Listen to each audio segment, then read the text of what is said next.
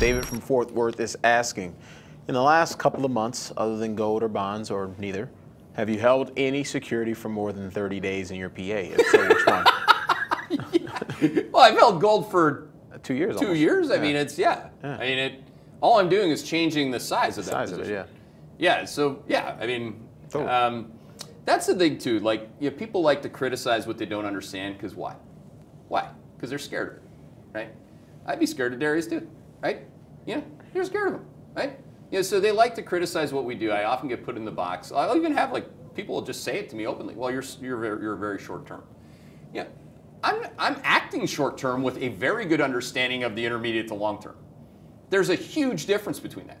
And then Captain Long Term is sitting there saying, "Well, I'm long term." like they're better than us, and they completely get train wrecked every time that there's a volatility storm. Mm-hmm. That's not long term.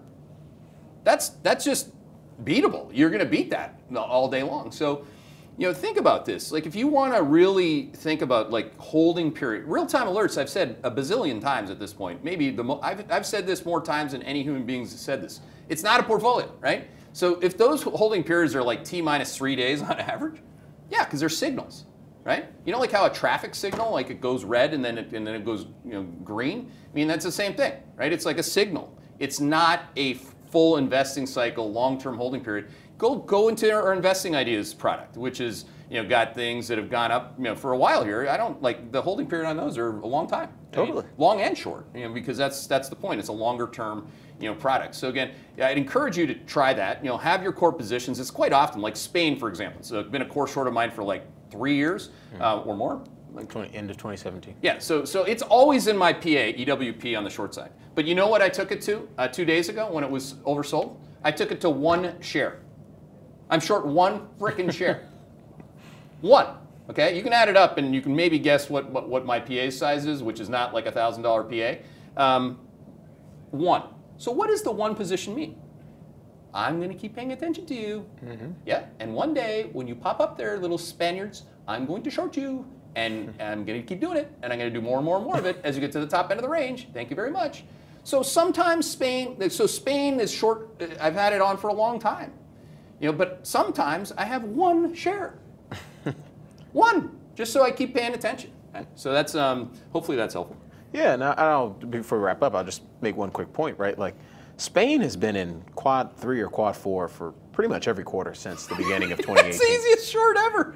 When we made the call to short Spain at the beginning or end of 2017, beginning of 2018, I forget, or January 2018, we had no visibility on 2019, 2020.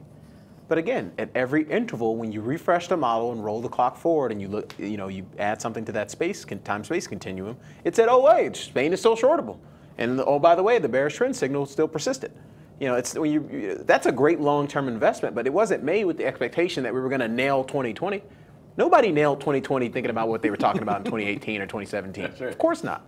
And so the whole point is to constantly make good sequential decisions. You want to be a good long-term investor by being a great short-term risk manager. Awesome. I love that. Totally. And it takes people a long time to understand that. Because on Wall Street, you're constantly being teased or toyed with the concept that time-space continuum has certainty in the out years. Nothing. No certainty. It's beyond ridiculous, really, when you think about it. I mean, this is essentially the cornerstone of Mandelbrot's teachings, which is you have no fucking idea.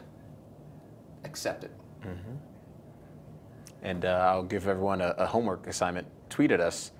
If you guys publish research or if you have your own internal research, I'd love to see what everyone, not to hold anyone accountable, I just want to see what people were saying at the beginning of 2018. Just timestamp it, send it on Twitter, put it on Twitter. Yeah, that's I want to show you how different it will be from what actually occurred in 2020. You know what I mean? And we'll end it with that.